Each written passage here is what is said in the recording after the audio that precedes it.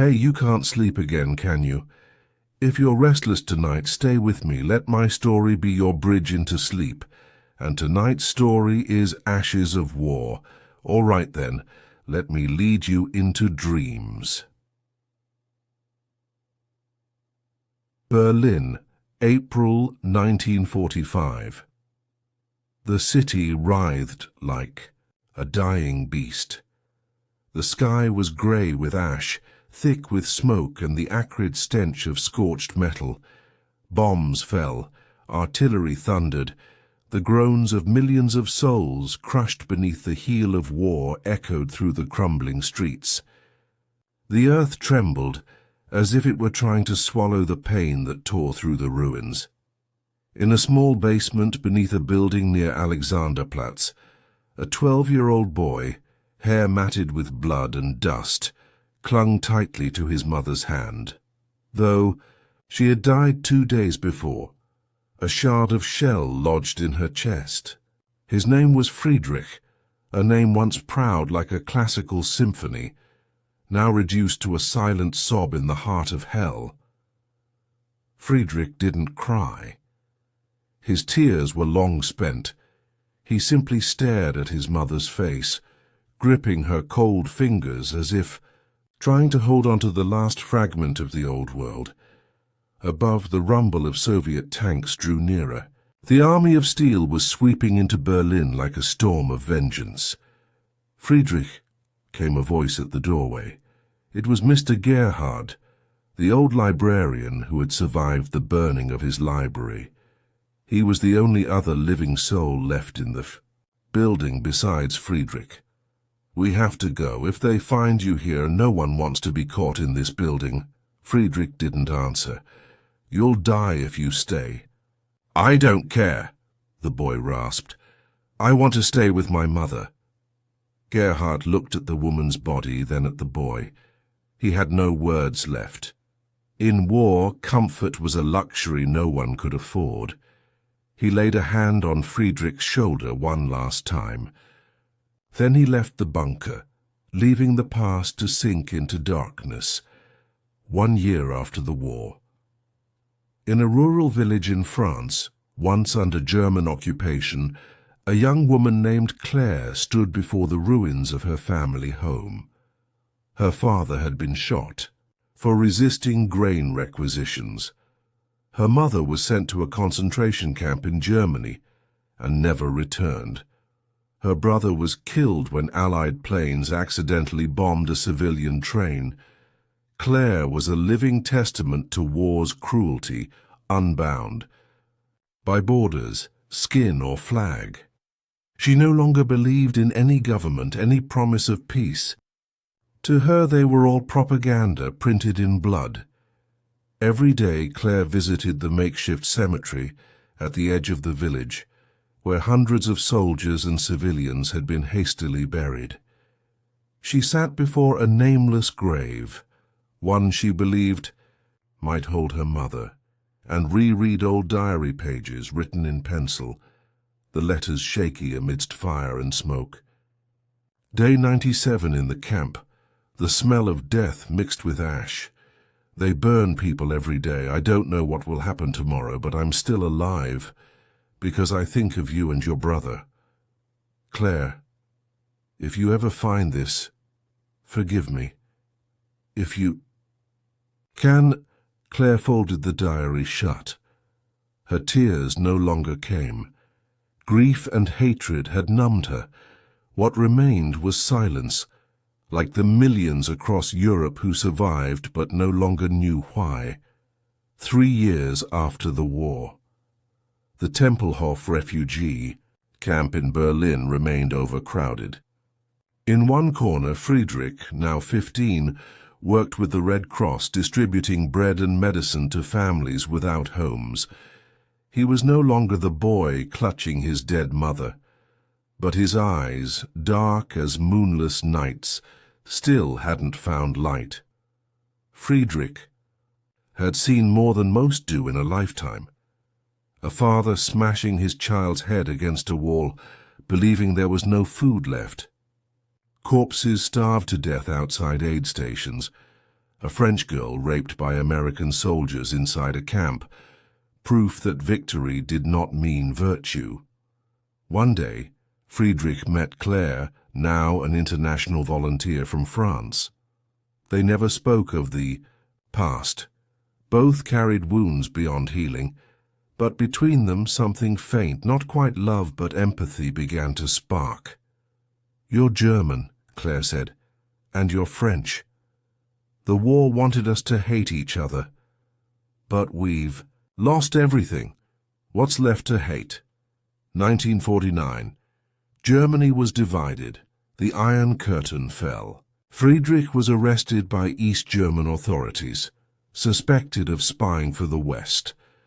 Claire, back in France, lost all contact with him. No one knew if he was dead or alive. At a re-education camp near the Czech border, Friedrich was forced into hard labor, mining coal, erecting steel fences, memorizing political speeches. Each night he dreamed of burning Berlin, of his mother's voice calling to him in the dark. Those memories were the anchor that kept him sane, and the blade that carved his soul.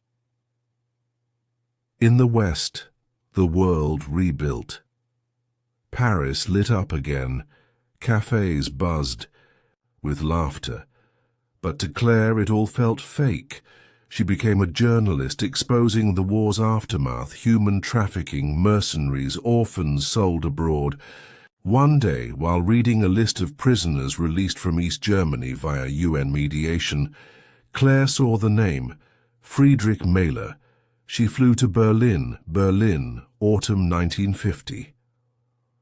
The wall hadn't yet been built, but the divide was clear, in soldiers' eyes, in silences, in watched footsteps. At Friedrichstrasse station, the crossing between East and West, Friedrich stood in a sea of people, gaunt, pale from years of labor, but still alive. Claire saw him first. She approached, touched his shoulder. He turned, blinking in disbelief. "It's you?" he croaked. "It's me." They didn't embrace, didn't cry. Too much had been lost for emotion to remain whole. Only silence, and a hand held tightly, like two survivors finding each other in the graveyard of a century. They lived in Kreuzberg, in a modest apartment among migrants and exiles. By day, Friedrich worked in a print shop. At night, he edited articles for Claire. One rainy night, Friedrich woke from a nightmare, screaming, fists pounding the wall. Claire held him from behind. "I'm here," she whispered. "It's not war. No one's dying anymore." Friedrich didn't reply. He closed his eyes, tears falling, not from fear, but guilt. Guilt for surviving. 35. Germany entered an economic boom. But society was fractured. Former Nazis hid in the new government. Survivors like Friedrich were seen as weak, burdensome. Claire rose to prominence, writing on war crimes and unpunished atrocities. One day, while filing archival documents, she discovered a file. Karl Mahler, Friedrich's father, commander of an SS unit in Poland, sentenced to death in absentia. She said nothing, but Friedrich found it. Late at night, while Claire slept, he opened her drawer and read the file. The next morning, he sat silently by the window. "I knew," he said softly. "I've known for a long time. I just didn't want to believe it." Claire sat beside him, taking his hand. "You are not your father." "No. But his blood runs in me. How do I live with that?" She didn't answer. She only held his hand tighter. 61. The Berlin Wall rose, dividing Friedrich and Claire like a blade through the heart. Claire, in West Germany for a press event, was trapped on one side. Friedrich, in East Berlin, on the other. For 3 years, they wrote letters, words that slipped through censors, suspicion, and despair. Friedrich became a plumber, a quiet job to avoid scrutiny. Claire wrote not just about war now, but about those torn apart, children who never met their parents, lovers who could only stare through wire fences. 64. Through a rare humanitarian corridor, Friedrich received permission to visit a dying relative in West Berlin. Claire posed as a sick aunt. They reunited after 7 years. His hair had grayed. Her eyes had deepened. But love, true love, remained. They seized the chance. That night, under a dim moon, they fled their assigned lodging, hid in a family's attic, then crossed into the West. They made it. Chapter 9. Flowers in the Ashes. Friedrich and Claire spent the rest of their lives in Frankfurt. They had no children. Due to internal injuries Friedrich suffered in the camp, but they adopted 3 orphans from Poland, France, and Spain.